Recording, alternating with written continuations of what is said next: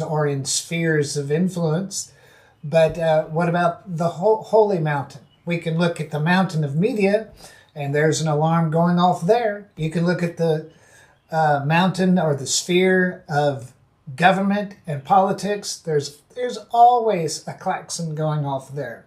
You could look at education, culture, arts, entertainment, economies, the realm of finance, and you'll see alarms going off in all of those. But what about the holy mountain? I want to know, what's the message from the holy mountain?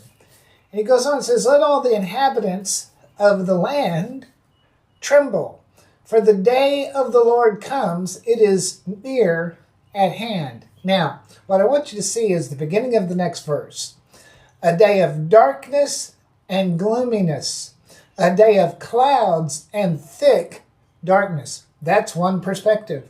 But in the same sentence, it goes on to say, as morning spread on the mountains. What am I saying? For those that are outside the covenants of Christ, for those that have no interest in connection to the kingdom, it's a day of gloom, it's a day of darkness, it's a day of clouds and thick darkness.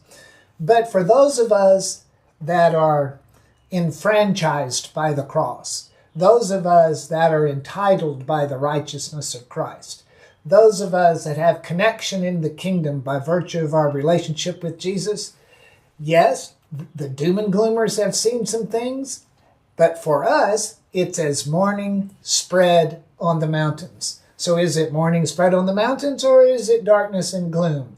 And the answer is yes, depending on your posture toward the kingdom. So posture yourself in a position of security today. Posture yourself in a place of rest. You say, how can you possibly do that? You can study the writings of Paul and other writings of the New Testament that were written while the people were under a brutal occupying army that would have made the Nazis look like Pee Wee Herman. The Romans were absolutely brutal. There were no rights that the people had. Yet at the same time, they spoke about joy, unspeakable and full of glory. They talked about going from house to house, eating their meat with singleness and gladness of heart. We are creatures of the kingdom. We are not from beneath, but we are from above, because we are connected to our Father through the Lord Jesus Christ. And I'm here to tell you, whatever's taking place, whatever the news, the mountain of media, in their shrill screams are saying, whatever pictures they want to show you, it's like, where are they wanting to take you? You are where your attention takes you. Do you want to put your attention on all that angst?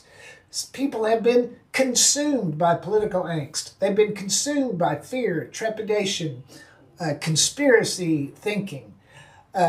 You are where your attention takes you. Do you want to be immersed in that world? Or do you want...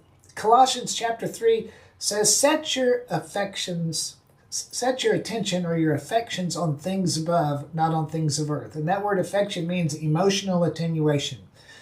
Listen, there's stuff going on around us, but we need to anchor our sense of self-referral on who Jesus is in our life and who God is in the earth, not on any of these other things. So, Father, I just speak a word of profound peace over your people. God, that you would silence the klaxon of fear, for you have not given us a spirit of fear, but of love, joy, peace, sound mind. God, let soundness of mind saturate your people today, and let us walk in the composure of the kingdom. God bless you. Go to fathersheartministry.net, click on the subscription link, and subscribe to the Daily Prophetic Word. If these sessions bless you, I'd like to hear from you. I'm Russell Walden. My email is russellwalden@gmail.com. That's RussellWalden. It's a new day, and God's doing a new thing, and you're the beneficiary of it. Have a great day.